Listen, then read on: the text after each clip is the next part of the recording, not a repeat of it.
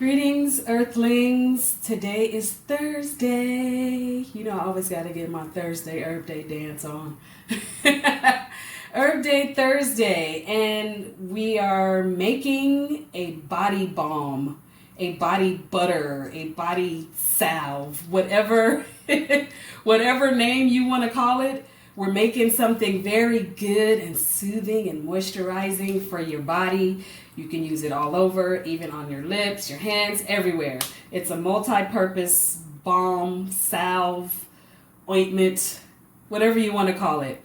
Okay, so before we begin, I want to let you know the herbal component of this recipe is the infused oil. So if you have never made an herbal infused oil, or you need to know how to make one, go to my YouTube channel, Mother Earth's Healing. I did a video over there a couple years ago. I plan on updating that, but it's very easy to make. There's a video over there on how to make an herbal oil, because that's what we're going to use in today's recipe. So you're going to need some kind of herbal infused oil. It can be coconut oil or olive oil. Those are the two main ones that I would recommend for that. And you're going to need some cocoa butter, and you are going to need some beeswax. Now you can use, if you don't want to use beeswax, you can use candle wax, and you're going to need some jojoba oil, or you can use argan oil if you'd like. Can we pick that up? Let's try it. Okay, enough of that. You're going to need some jojoba oil or argan oil or an oil, grapeseed oil, something like that. One of those more expensive, pricier oils. And you're going to need, I put the shea butter in here because I have a bunch of it, so I just melted it down. So you're going to need some shea butter. And you're going to need, obviously, some stirring utensils. I always recommend something plastic if you can't get something wood to stir it. And you're going to need measuring spoons and a bowl, because we're going to do a double boil. Okay, so stay tuned. Unless you have a double boiler, then you can use that. But stay tuned, and we will be back and begin making this butter. Okay, so I made the mistake of thinking that I was recording for about 45 seconds, and I started making the butter and realized I wasn't recording. So let me tell you what what you missed. I added all of the ingredients into this bowl. I was letting you know that you needed a glass bowl because you're going to put it over a pot of water like this, glass or clay or anything, if you have a double boiler, like I said.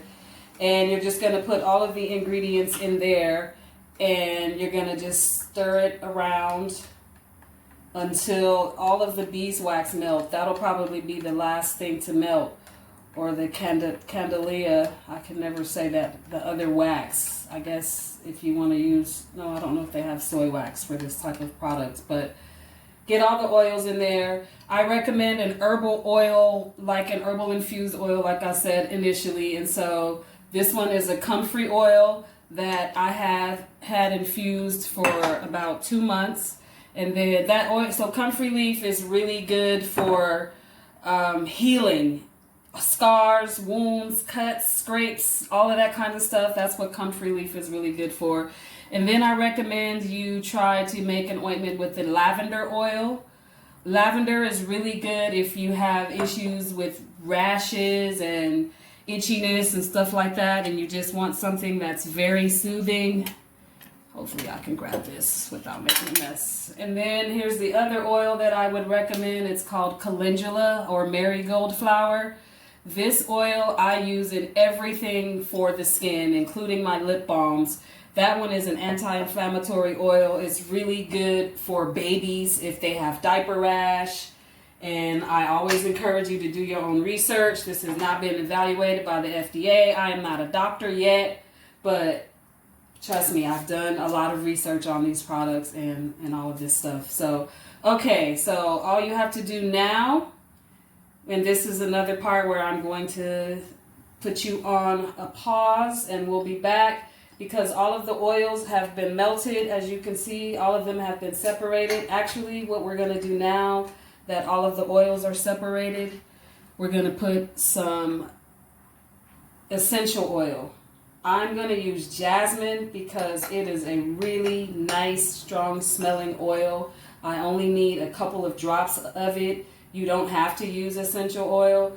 You can use something really nice and sweet smelling like a vanilla and orange blend. You could do a lavender lemon, whatever you would like to do. You can make it more nourishing by putting peppermint in it, or eucalyptus, tea tree, whatever essential oils you want to use. But for this, it's not that much. Don't forget to have a container on standby for your product as well. I'm just going to do about 4 drops. I did 5. We'll see what happens. All right, and so you definitely want to make sure the heat is off before you add your essential oils. Let's see. Do we like that? Yeah, let's add a little bit more. I smell the cocoa butter, and that is definitely a strong oil that will take over your product. If you don't mind the smell of cocoa butter, which some people don't, I put 5 more drops, so that was 10 drops total. I think this recipe makes about a 2-ounce container. Okay, yeah, that's better. It's nice and subtle, not too strong or overwhelming. When it dries and when it's solidified, it may be a different story. So let's go back and rehash what we used. We used shea butter. Shea butter is high in vitamins. It conditions and soothes the skin. We use cocoa butter. It's fatty. It's very high in fat, healthy fats, of course.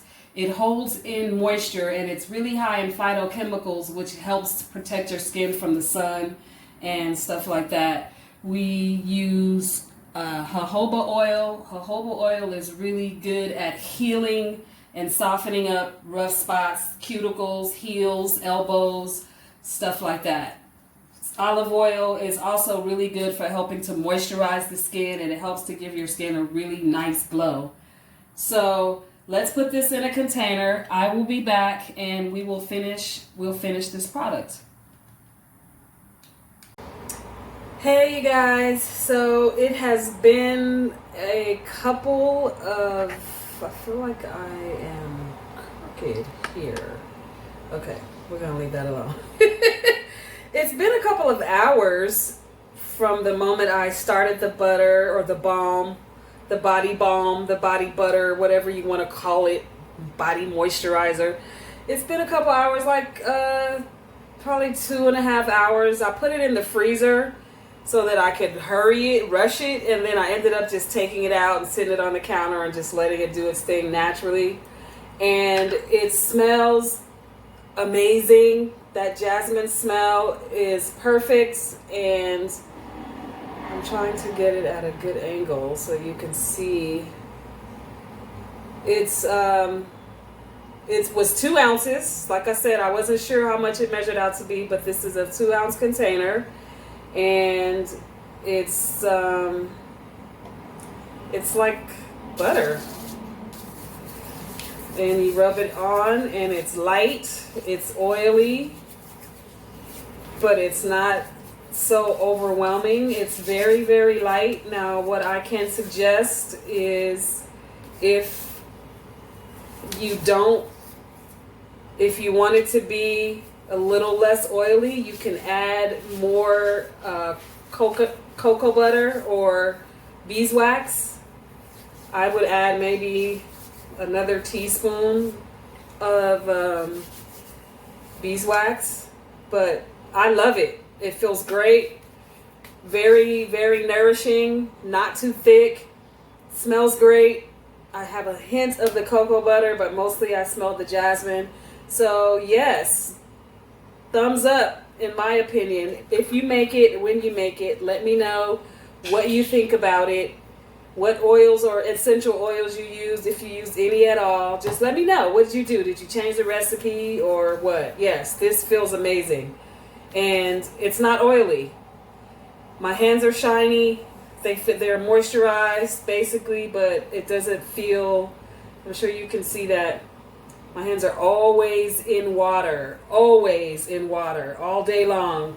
When I'm in the kitchen, my hands are in and out of water. So I needed something, and this is perfect. Thank you for watching. Don't forget to like and subscribe to my YouTube channel, Mother Earth's Healing. Check us out on Instagram and Facebook. And if you would like someplace to buy all natural products, chemical free, where you don't have to make them, check out my online store on Etsy at motherearthshealing.etsy.com. Thank you. Love you. See you next time.